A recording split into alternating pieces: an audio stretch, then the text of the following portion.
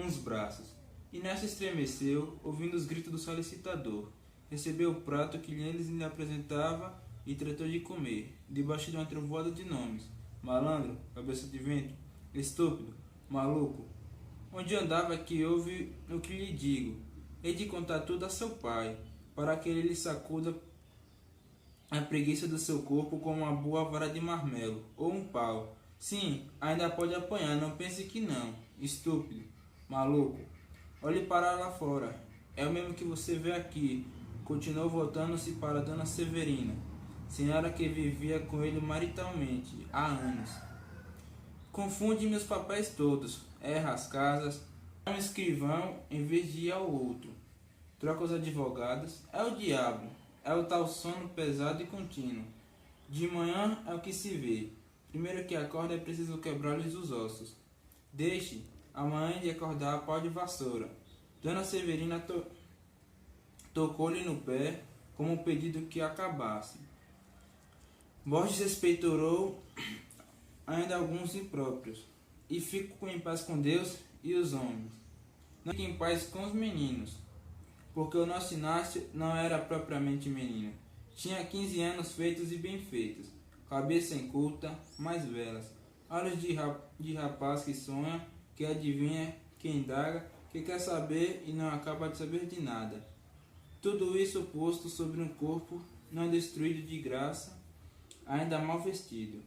O pai é barbeiro da cidade nova, e polo de agente, escrevente, o que quer que era do solicitador Borges, com esperança de vê-lo no foro, porque lhe parecia que os procuradores casavam ganhavam muito.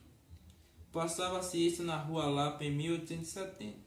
Durante alguns minutos, não se ouviu mais o que tinir dos trabalhadores, o ruído da mastigação. Borges aborratava-se de alface e vaca, entupia-se para virgular a oração de um golpe de vinho que continuava logo calado. Inácio ia comendo devagarinho, não ousando levantar os olhos do prato, nem para colocá-los onde estavam no momento em que o terrível Borges o decompôs.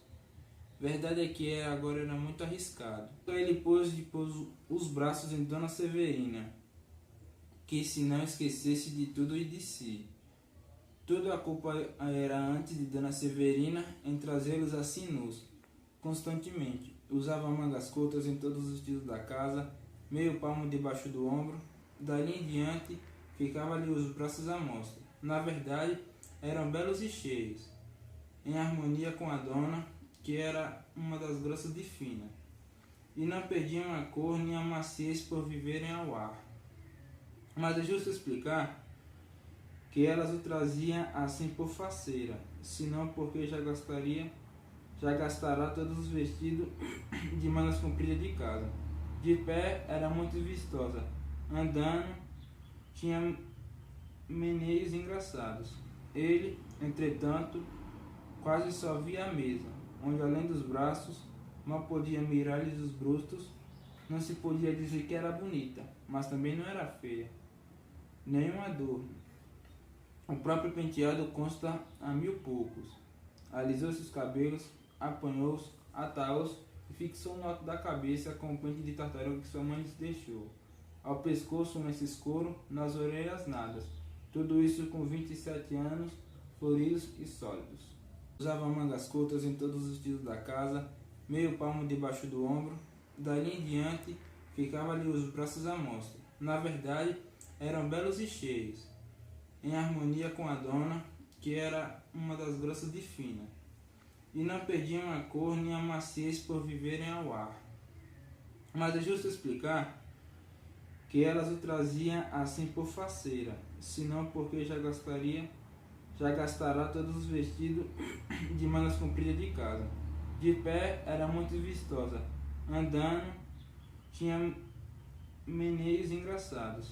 Ele, entretanto, quase só via a mesa, onde além dos braços, mal podia mirar-lhes os brustos. Não se podia dizer que era bonita, mas também não era feia, nenhuma dor. O próprio penteado consta a 1000 poucos. Alisou-se os cabelos, apanhou-os, atá-los e fixou no alto da cabeça com o pente de tartaruga que sua mãe lhes deixou. Ao pescoço um lenço escuro, nas orelhas nada. Tudo isso com 27 anos, floridos e sólidos. Acabaram de jantar. Borges brindou o café, tirou 4 charutos da algibeira e comparou-os. Apertou entre os dedos, escolheu um e guardou o restante. Acessa o charuto, fincou os cotovelos na mesa e falou. A doutora Severina, de 30.000 coisas que não interessavam nada ao nosso Inais, mas enquanto falava, não se compunha, e ele podia devanear a larga. Inácio demorou o café o mais que pôde.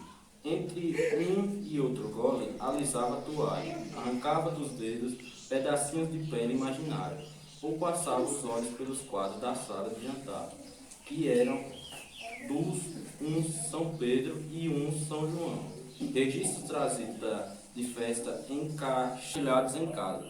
Vá que disfarçasse com São João, cuja cabeça moça alegra as imaginações católicas, mas com o austro-délio São Pedro. Era demais. A única defesa do moço Inácio é que ele não via nenhum nem outro. Passava os olhos por ali, como por nada, via só os abraços de Dona Severina, ou porque sorrateiramente olhasse para eles, ou porque andasse com eles. Impressionou na memória. Homem, você não acaba mais, bradou de repente ao soltador, como de costume, para o seu quarto. Nos fundos da casa, entrado numa, fez um gesto de zangar, de desespero, e foi depois encostar-se uma das duas janelas que davam para o mar. 5 minutos depois, à vista da janela que dava para o mar, águas aproximavam e das montanhas ao longe restituíam. O sentimento confuso, vago e inquieto que lhe doía, fazia bem ao cuja que deve sentir. A planta tinha vontade de ir embora e de ficar. Havia 5 semanas que ali morava e a vida era sempre a mesma. Sair de manhã com Borges, anda por audiências e cartorias, correndo, levando papéis ao selo, ao distribuidor, aos escrivães, aos oficiais de justiça, voltava à tarde, jantava e recolhia-se ao quarto, até a hora da ceia. Ceiava e ia dormir. Borges não lhe dava intimidade na família, que se compunha apenas de Dona Severina, nem Inácio. Havia mais de 3 vezes por dia durante as refeições. 5 semanas de solidão, de trabalho, sem gostos, longe da mãe e das irmãs, 5 semanas de silêncio, porque ele só falava uma ou outra vez na rua, em casa nada. Deixe estar, pensou de um dia, fujo daqui e não volto mais. Não foi, sentiu-se agarrado e acorrentado pelos braços de Dona Severina. Nunca vira outros tão bonitos e tão frescos. A educação que tivera não lhe permitia encará-los logo abertamente, para até o que o princípio afastava os olhos, vexando, encarou-os poucos a poucos, ao ver que eles não tinham outras mangas e assim foi descobrindo encarou-os pouco a pouco, ao ver que eles não tinham outras mangas e assim foi descobrindo, mirando e amando.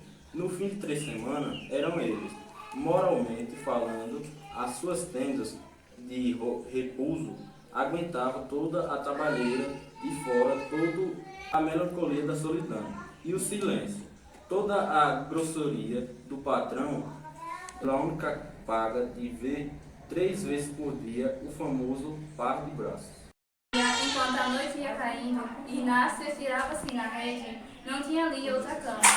Dona Severina, na sala Naquele dia, enquanto a noite ia caindo, Inácio estirava-se na rede, não tinha ali outra cama. Dona Severina, na sala da frente, recapitulava o episódio do jantar e, pela primeira vez, desconfiou alguma coisa. Rejeitou a ideia logo. Uma criança, mas há ideias que são da família das moscas teimosas. Por mais que a gente as sacuda, elas tornam em pouco. Criança tinha 15 anos. E ela advertiu que entre o nariz e a boca do rapaz havia um princípio de rascunho de buço, que admira que começasse a amar, e não era ela bonita. Esta outra ideia não foi rejeitada, antes afogada e beijada, e recordou então os modos deles. O esquecimento, as tradições e mais um indicente e mais outro. Tudo eram sintomas e concluiu que sim. Que é que você tem? Disse-lhe o solicitador, estirando no canapé, os cabos de alguns minutos de pausa. Não tenho nada. Nada? Parece que cá em casa anda tudo dormindo. Deixe estar, que eu sei de um bom remédio para tirar o sono aos dorminhocos. E foi por ali, no mesmo tom, zangado, fuzilando ameaças, mas realmente incapaz de as cumprir, pois era antes grosseiro que mal. Dona Severina interrompia o que não era engano. Não estava dormindo, estava pensando na comadre Fortunata. Não a visitavam desde o Natal. Por que não iriam lá uma daquelas noites? Borges redarguia que andava cansado, trabalhava como um negro, não estava para visitas de parola. E decompostos a comadre, decompostos o compadre, decompostos o afilhado, que não ia ao colégio. Com 10 anos, ele, Borges, já sabia ler, escrever e contar. Não muito bem, é certo, mas sabia. 10 anos havia de ter um bonito fim. Vadio e o covado e meio nas costas. A tarimba é que viria ensiná-lo. Dona Severina apaguizava-o com desculpas, a pobreza da comadre, o caiporismo do compadre e a fazia-lhe carinhos, a medo que eles podiam irritá-lo mais. A noite caída de todo, ela ouviu o tique do lampião dos gás da rua, que acabavam de acender, e viu o clarão dele nas janelas da casa fronteira. Borges, cansado do dia, pois era realmente um trabalhador de primeira ordem, foi fechando os olhos e pegando no sono e deixou-a na sala, às escuras, consigo e com a descoberta que acabava de fazer. Tudo parecia dizer à dama que era verdade, mas essa verdade desfeita, a impressão do assombro, trouxe-lhe uma complicação moral que ela só conheceu pelos efeitos, não achando meio de discernir o que era. Não podia estender-se nem equilibrar-se. Chegou a pensar em dizer tudo ao solicitador e ele que mandasse embora o fedelho. Mas que era tudo? Aqui estacou. Realmente, não havia mais que suposição, coincidência e possivelmente ilusão. Não, ilusão não era. E logo recolhia os indícios vagos, as suas atitudes do mocinho, o acompanhamento, as distrações, para rejeitar a ideia de estar enganada. Daí a pouco, capciosa natureza, refletindo que seria mal acusá-lo sem fundamento, admitiu que se iludisse para o único fim de observá-lo melhor e averiguar bem a realidade das coisas. Já nesta noite, Dona Severina mirava por baixo dos olhos o gesto de Inácio. Não chegou a achar nada, porque o tempo do chá era curto e o rapazinho não tirou os olhos da xícara. No dia seguinte, pôde observar melhor, e nos outros ultimamente. Percebeu que sim, que era amada e temida. Amor adolescente e virgem. Não dizia retido pelos liames sociais e por um sentimento de inferioridade que impedia de reconhecer-se a si mesmo. Dona Severina compreendeu que não havia recear nenhum desacato e concluiu que o melhor era não dizer nada ao solicitador. Poupava-lhe um desgosto e outro à pobre criança. Já se dissuadia. Bem, começou a sentir que ela fugia com os olhos ou falava áspero, quase tanto como o próprio Borges. Outras vezes, é verdade que o tom da voz saía brando e até meigo, muito meigo, assim como o olhar geralmente esquivo, tanto errava por outras partes que para descansar vinha pousar a cabeça nele. Mas tudo isso era curto. Vou-me embora, repetia ele na rua, como nos primeiros dias. Chegava à casa e não se ia embora. Os braços de Dona Severina fechavam um parêntese no meio do longo e vazioso período da vida que levava. Essa oração intercalada trazia uma ideia original e profunda, inventada pelo céu unicamente para ele. Deixava-se estar e ia andando. Afinal, porém, teve de sair. E para nunca mais. Eis aqui como e porquê. Dona Severina tratava-o desde alguns dias com benignidade. A rudez na voz parecia acabada. E havia mais do que brandura. Havia desvelo e carinho. Um dia recomendava-lhe que não apanhasse ar, o outro que não bebesse água fria depois do café quente. Conselhos, lembranças, cuidado de amiga e mãe, que lhe lançavam na alma ainda maior inquietação e confusão. Inácio chegou ao extremo de confiança de rir um dia à mesa, coisa que jamais fizerá. E o solicitador não tratou mal desta vez, porque era ele que contava um caso engraçado, e ninguém pune ao outro pelo aplauso que recebe.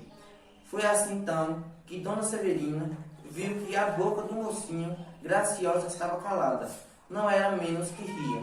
A agitação de Inácio ia crescendo, sem que ele pudesse acalmar-se nem entendesse. Não estava bem em parte nenhuma. Acordava de noite pensando em Dona Severina. Na rua, trocava de esquinas, errava as portas, muito mais que antes, e não via mulheres, ao longe ou ao perto. Trouxe a memória. Ao entrar no corredor da casa, voltando do trabalho, sentia sempre um alvoroço, às vezes grande, quando dava com ela no topo da escada, olhando através das grades de pau da cancela, como tendo acudido a ver quem era. Um domingo. Nunca ele esqueceu esse domingo. Estava só no quarto, a janela virada para o mar, que lhe falava a mesma linguagem obscura e a nova de Dona Severina. Divertia-se em olhar para as gaivotas que faziam grandes giros no ar, ou pairavam em cima da água, ou assoavam somente. O dia estava lindíssimo. Não era só um domingo cristão, era um imenso domingo universal. Inácio passava-os todo ali no quarto à janela, ou relendo um dos 3 folhetos que trouxeram consigo. Contos de outros tempos, comprados a tozão, debaixo do passadiço do Largo do Paço. Eram 2 horas da tarde. Estava cansado, dormira mal à noite, depois de haver andado muito na véspera. Estirou-se na rede, pegou em um dos folhetos a Princesa Magalona e começou a ler. Nunca pode entender por que todas as heroínas dessas velhas histórias tinham a mesma cara de talher, Dona Severina, mas é verdade. E que os tinham ao cabo de meia hora. Deixou cair o folheto e pôs os olhos na parede, donde 5 minutos depois viu sair a dama dos seus cuidados. O natural era que se espantasse, mas não se espantou, embora com as pálpebras cerradas, viu-a desprender-se de todo, parar, sorrir e andar para a rede. Era ela mesma, eram os seus mesmos braços. É certo, porém, que Dona Severina tanto não podia sair da parede, dado que houvesse ali porta ou rasgão, que estava justamente na sala da frente, ouvindo os passos do solicitador, que descia as escadas, ouviu descer, foi à janela vê-lo sair e só se recolheu quando ele se perdeu ao longe, no caminho da Rua das Mangueiras. Então entrou e foi se sentar no canapé. Levantando-se, foi pegar na jarra que estava em cima do operador e deixou-a no mesmo lugar depois. Caminhou até a porta, deteve-se e voltou, ao que parece, sem plano. Sentou-se outra vez, 5 ou 10 minutos. De repente lembrou-se que Inácio comerá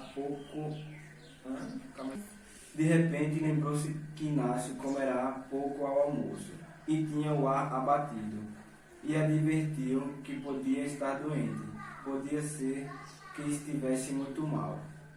Saiu da sala, atravessou rasgadamente o corredor e foi até o quarto do mocinho. cuja porta achou escancarada. Dona Severina parou, espiou, deu com ele na rede, dormindo com o braço para fora e o folheto caído no chão. A cabeça inclinava-se um pouco do lado da porta, deixando ver os olhos fechados, os cabelos revoltos e um grande ar de risco à beatitude. Dona Severina sentiu bater-lhe o coração com a veemência e recuou. Sonhar à noite com ele, pode ser que estivesse sonhando com ela. Desde madrugada que a figura da mocinha andava-lhe diante dos olhos com uma tentação diabólica. Recuou ainda. Depois voltou, olhou 2, 3, 5 minutos ou mais. Parece que o sonho dava à adolescência de Inácio uma expressão mais acentuada, quase feminina, quase pueril. Uma criança, disse ela a si mesma, naquela língua sem palavras que todos trazemos conosco. E esta ideia abateu-lhe o alvoroço do sangue e dispensou-lhe, em parte, turbação dos sentidos. Uma criança, e mirou lentamente, fartou-se de vê-los com a cabeça inclinada, o braço caído, mas ao mesmo tempo que achava criança, achava-o bonito. Mais bonito que acordava. É uma dessa ideia que corrigia ou corrompia a outra. De repente estremeceu e recuou assustado. Ouviram um ruído ao pé? Na sala do esmolgado, foi ver, era um gato que deitara uma tigela ao chão. Voltando devagarinho a espiá-lo, viu que dormia profundamente. Tinha um sono duro a criança. O rumor que abalará tanto não fez o que sequer mudar de posição. Ela continuou vê-lo dormindo, dormiu e talvez sonhar. Que não possamos ver os sonhos um do outro. Dona Severina ter-se-ia visto a si mesma a imaginação do rapaz. Ter-se-ia visto diante da rede, risonha e parada. Depois inclinou-se, pegar-lhe nas mãos, levá-las aos peitos, cruzando ali os braços, os famosos braços. Inácio, namorado deles, ainda assim ouviu as palavras dela, que eram lindas, cálidas, principalmente novas. Ou, pelo menos, pertenciam a um idioma que ele não conhecia.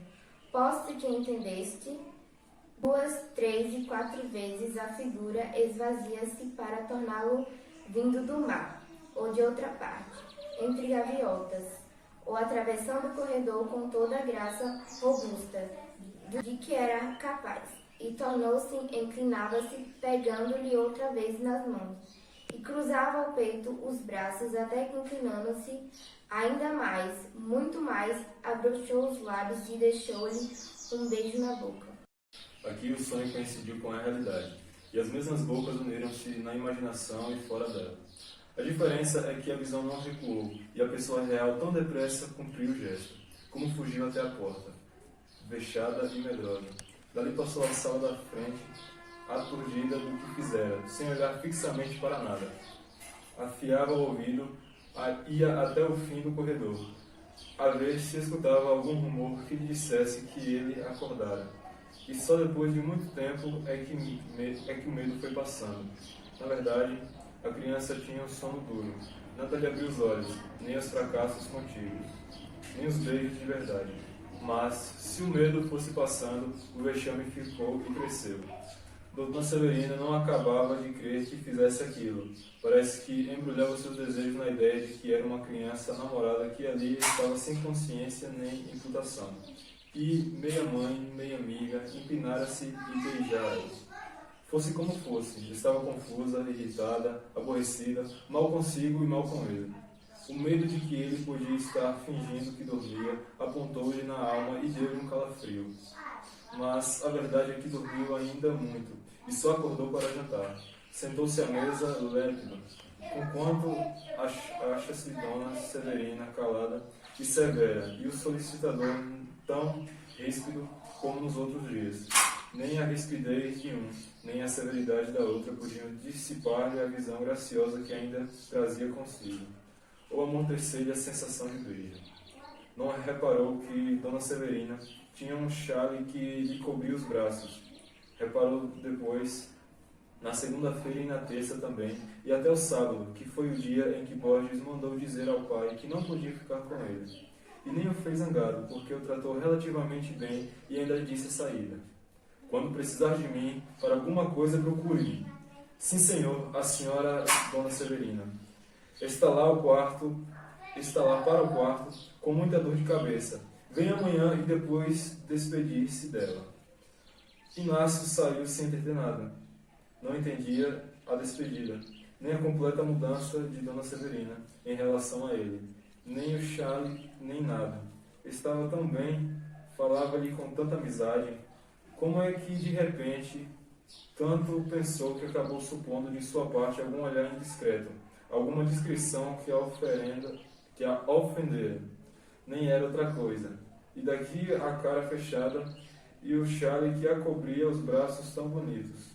Não importava, levava consigo o sabor do sonho e através dos anos, por meio de outros amores, mais efetivos e longos. Nenhuma sensação achou nunca igual a daquele domingo, na Rua da Lapa, quando ele tinha 15 anos. Ele mesmo exclama às vezes, sem saber quem se engana. E foi um sonho, um simples sonho. A linguagem do conto é um discurso literário bem subjetivo e com algumas palavras bem antigas. Bom, alguns espaços retratados no conto é a casa de Borges e Dona Severina, onde as partes principais são a sala de jantar, a sala de estar na frente do quarto de Inácio e também um corredor que leva ao quarto de Inácio. O narrador que se encontra narrando o conto é um narrador observador, que está na terceira pessoa e narra apenas o que vê e o que observa e não participa da história. No conto há 3 personagens, Borges, Inácio e Dona Severina. Os Braços é um dos contos mais famosos de Machado de Assis. A história trata-se de um menino chamado Inácio, de 15 anos, que mora com o solicitador Borges. Uma casa extensa onde também vive Dona Severina, que aparecia sempre com os braços nus, o que era considerado na época como um ato de vulgaridade. Conto Um Braço de Machado de Assis foi escrito em 1895 e se passa na Rua da Lapa em 1870.